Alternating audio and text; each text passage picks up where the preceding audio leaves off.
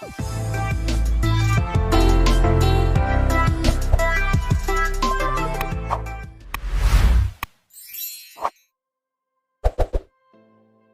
साथै स्वागत गर्न चाहन्छु पावरपोइन्ट ग्राफिक्स युट्युब च्यानलमा र म हुँ क्रिस। आजको क्लासमा हामी 3D स्याडो इन्फोग्राफिक्स कसरी बनाउन सकिन्छ भन्ने कुरा सिक्नेछौँ र त्यसको लागि तयार हुनुहोस्। यदि तपाईहरू यो च्यानलमा नयाँ हुनुहुन्छ भने कृपया सब्स्क्राइब गरी छेउमा रहेको बेल आइकन प्रेस गरी अल नोटिफिकेसन अन गर्न नबिर्सिनुहोस् भन्दै आजको क्लासलाई सुरु गर्नेछौँ। तर त्योभन्दा पहिला हामीले बनाउने 3D स्याडो इन्फोग्राफिक्सको प्रिभ्यू हेर्नेछौँ। जस्तै option 1, option 2, option 3, option 4 and option 5। आज हामी यही इन्फोग्राफिक्सलाई डिजाइन गर्नेछौँ।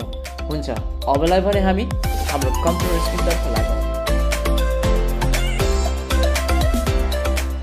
हामी हाम्रो कम्प्युटर स्क्रिनमा आइसकेका छौँ। सबैभन्दा पहिला तपाईले यो वर्क प्लेस अर्थात् यो ब्याकग्राउन्डलाई तपाईले केही फरक कलर दिनुहोस्, जसको लागि तपाईँ यहाँ राइट क्लिक गर्नुहोस् र फर्म्याट ब्याकग्राउन्डमा जानुहोस् र यो कलरमा गएर तपाईले यो लाइट ग्रे कलर दिन सक्नुहुन्छ।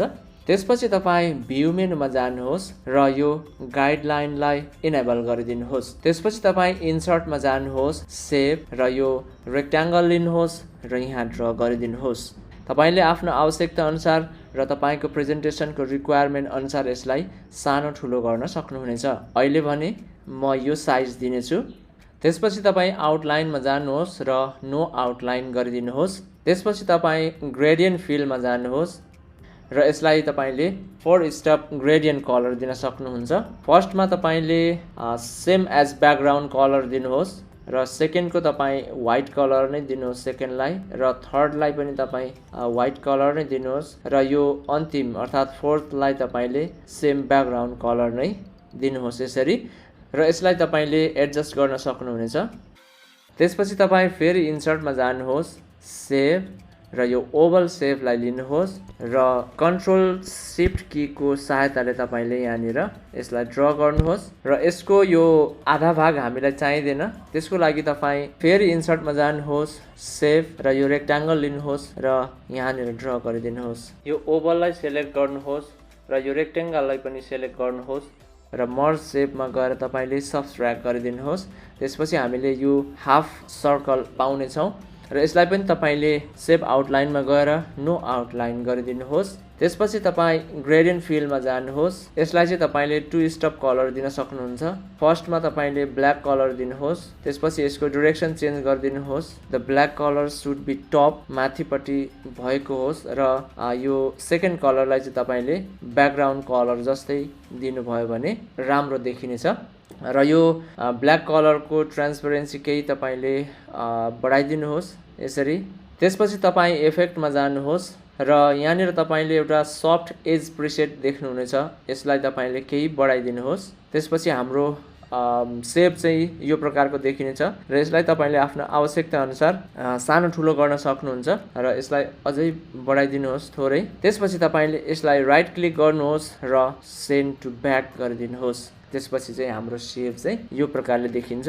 त्यसपछि तपाईँले यसको स्याडोलाई पनि साइज बनाउन सक्नुहुन्छ, घटाउन या बढाउन सक्नुहुन्छ। त्यसपछि तपाईँ फेरि इन्सर्टमा जानुहोस्, सेभ, ओभललाई लिनुहोस् र यहाँनिर ड्र गर्नुहोस् र यसको पनि तपाईँ सेभ आउटलाइनमा गएर नो आउटलाइन गरिदिनुहोस् र यसलाई सेन्टर पोजिसनमा मिलाउनुहोस्। त्यसपछि तपाईँ इफेक्टमा जानुहोस् र यसलाई तपाईँले इनसाइड टप लेफ्ट स्याडो दिनुहोस् र यसको डिस्टेन्स तपाईँले बढाइदिन सक्नुहुन्छ।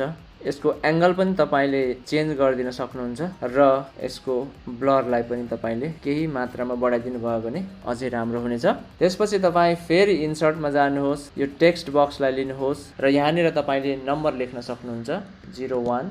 यसलाई तपाईँ होममा जानुहोस्, साइज इन्क्रिज गर्नुहोस्, बोल्ड गरिदिनुहोस् र फन्ट पनि चेन्ज गरिदिनुहोस्। मैले यसलाई ओसवर्ल्ड फन्ट चेन्ज गरिदिन्छु, तपाईँ आफ्नो रिक्वायरमेन्ट अनुसार चेन्ज गर्न सक्नुहुन्छ र यसको कलर पनि तपाईँ व्हाइट गरिदिनुहोस् र यसलाई यहाँनिर मिलाएर राखिदिनुहोस् र फेरि तपाईँ यही 01 अङ्कलाई सेलेक्ट गर्नुहोस् र टेक्स्ट अप्सनमा जानुहोस् र यो इफेक्टमा जानुहोस् र यसलाई पनि तपाईले बटम राइट स्याडो तपाईँ दिन सक्नुहुन्छ र यसको डिस्टेन्स केही मात्रामा बढाइदिनुहोस्। त्यसपछि तपाईँ फेरि इन्सर्टमा जानुहोस्, फेरि टेक्स्ट बक्स लिनुहोस् र यहाँनिर ड्र गर्नुहोस् र यहाँ तपाईँले आफ्नो हेडिङ लेख्न सक्नुहुनेछ। जस्तै अप्सन 01 म चाहिँ दिन्छु। तपाईले स्टेप 1 स्टेप 2 पनि दिन सक्नुहुनेछ र यसको लागि तपाईँ होममा जानुहोस्, साइज इन्क्रिज गर्नुहोस् र यसलाई बोल्ड गरिदिनुहोस् र यसको पनि फन्ट चेन्ज गरिदिनुहोस् र यसलाई तपाईले यहाँनिर मिलाएर राखिदिनुहोस्। त्यसपछि तपाईँ फेरि टेक्स्ट बक्स लिनुहोस् र यहाँनिर ड्र गर्नुहोस् र तपाईँको डिटेल्स टेक्स्ट यहाँ लेख्न सक्नुहुन्छ। जस्तै त्यसपछि तपाईँ होममा जानुहोस् र यसको साइजलाई केही सानो गरिदिनुहोस् र तपाईले यसलाई यहाँनिर मिलाएर राखिदिनुहोस् र तपाईँ यो टेक्स्टलाई सेलेक्ट गर्नुहोस् र टेक्स्ट अप्सनमा जानुहोस् र टेक्स्ट इफेक्टमा जानुहोस् र यसलाई पनि तपाईले अफसेट बटम राइट स्याडो तपाईले दिनुहोस् र यसको पनि डिस्टेन्सलाई केही बढाइदिनु भयो भने अझै राम्रोसँग देखिन्छ। त्यसपछि तपाईँ यो सबैलाई सेलेक्ट गर्नुहोस् र ग्रुप गरिदिनुहोस्। त्यसपछि तपाईँको आवश्यकता अनुसार तपाईँले यहाँनिर राख्न सक्नुहुन्छ।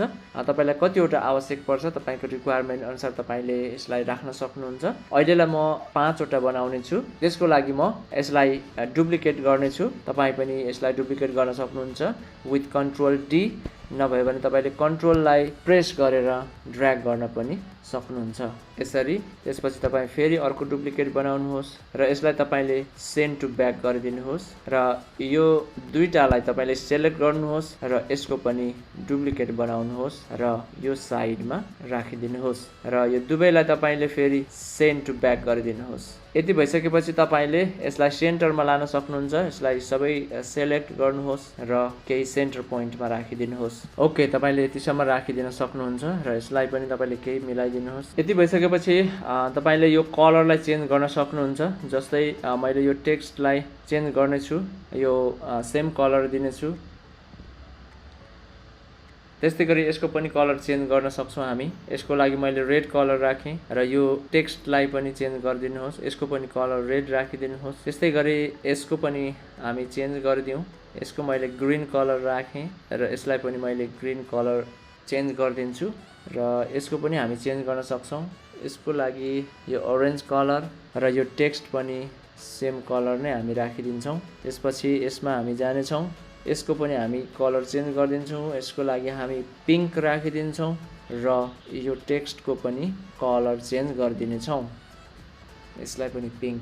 यदि भइसकेपछि हाम्रो डिजाइन तयार भइसकेको छ। यसपछि तपाईँले यो नम्बरलाई चेन्ज गरिदिनुहोस्, नम्बर 2 र यसको पनि चेन्ज गरिदिनुहोस् नम्बर 3, यसको पनि चेन्ज गर्नुहोस् नम्बर 4 र यसको पनि चेन्ज गरिदिनुहोस् नम्बर 5। यति भइसकेपछि अब यसलाई हामी एनिमेसन दिनेछौँ, जसको लागि तपाईँ एनिमेसनमा जानुहोस् र यसलाई सेलेक्ट गर्नुहोस् र एनिमेसनमा गएर वाइप एनिमेसन दिन सक्नुहुन्छ र यसको डिरेक्सन तपाईँले चेन्ज गरिदिनुहोस् फ्रम लेफ्ट र यसको ड्युरेसन पनि तपाईँले चेन्ज गरिदिनुहोस्, केही स्लो गरिदिनुहोस्। त्यसपछि तपाईँले यही एनिमेसनलाई अरूमा पनि पेन्ट गरिदिन सक्नुहुन्छ।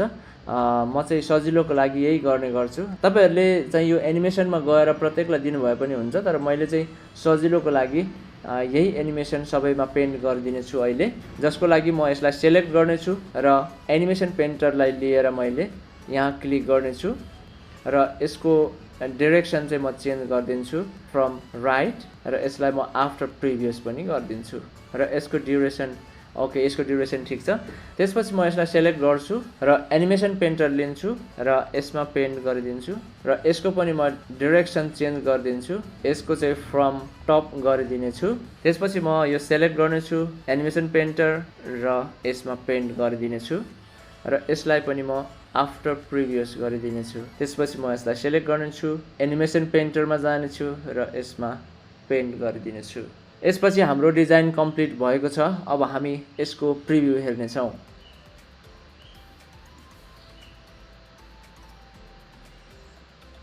आशा छ तपाईहरूले पनि म सँगसँगै बनाउनु भयो होला। यदि तपाईहरूसँग सल्लाह सुझाव र प्रतिक्रिया भए कृपया कमेन्ट गर्न नबिर्सिनुहोस् र अन्य यस्तै आकर्षक इन्फोग्राफिक्स डिजाइनका लागि पावरपोइन्ट ग्राफिक्स युट्युब च्यानललाई सब्स्क्राइब गर्न नभुल्नुहोस् भन्दै आजलाई बिदा हुन्छु। फेरि भेटौँला।